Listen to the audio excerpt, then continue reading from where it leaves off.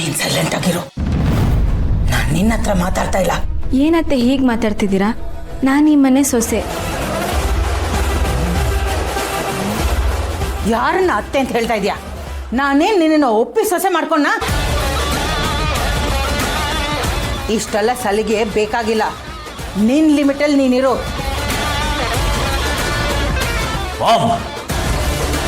ಏನ್ ಮಮ್ ಇದೆಲ್ಲ? ಏನ್ ಅನ್ಕೊಂಡಿದ್ಯಾ ಅವಳನ್ನ? ನನ್ನ ಹೆಂಡತಿ ಅವಳು, ಈ ತರ ಇನ್ಸಲ್ಟ್ ಮಾಡೋದು ಅವಳನ್ನ?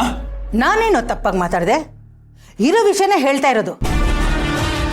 ಇಲ್ಲಿವರೆಗೂ ನೀನ್ ಮಾಡಿರೋ ತಪ್ಪನ್ನೆಲ್ಲ ಸಹಿಸ್ಕೊಂಡು ನನ್ನ ಮಗ ಅನ್ನೋ ಕಾರಣಕ್ಕೆ ನಿನ್ ಜೊತೆ ನಿಂತೆ. ಈಗ ನನಗೊಂದು ಸಣ್ಣ ಪ್ರಾಬ್ಲಮ್ ಆಗಿದೆ, ನನ್ನ ಜೊತೆ ನಿಲ್ಲೋ ಬದಲು ನನಗೂ ನಿನಗೂ ಸಂಬಂಧ ಇಲ್ಲ ಥರ ಮಾತಾಡ್ತಾ ಇದೀಯಾ? ಇಷ್ಟು ದಿನ ನಿನಗೆ ಸಪೋರ್ಟ್ ಮಾಡಿ ನಿನ್ನ ಜೊತೆಗಿದ್ದಿದ್ದು ನಾನು, ನಿನ್ನ ತಾಯಿ.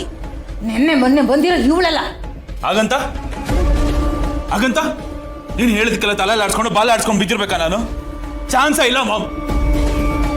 ಒಪ್ಕೋತೀನಿ, ನೀನು ಮಕ್ಕಳ ವಿಚಾರದಲ್ಲಿ ದೊಡ್ಡ ತ್ಯಾಗಮಯನ ಆಗಿರ್ಬೋದು. ಬಟ್ ಕರೆಂಟ್ ಸಿಚುಯೇಷನ್ ಅದನ್ನು ಅರ್ಥ ಮಾಡ್ಕೋಬೇಕು. ಯಾವಾಗಲೂ ನೀನು ಹೇಳ್ದಂಗೆ ನಡೆಯೋದಿಲ್ಲ. ಇಂದೇ ಡೌನ್ಲೋಡ್ ಮಾಡಿ ಮತ್ತು ನಿಮ್ಮ ನೆಚ್ಚಿನ ಶೋಗಳನ್ನ ಆನಂದಿಸಿ.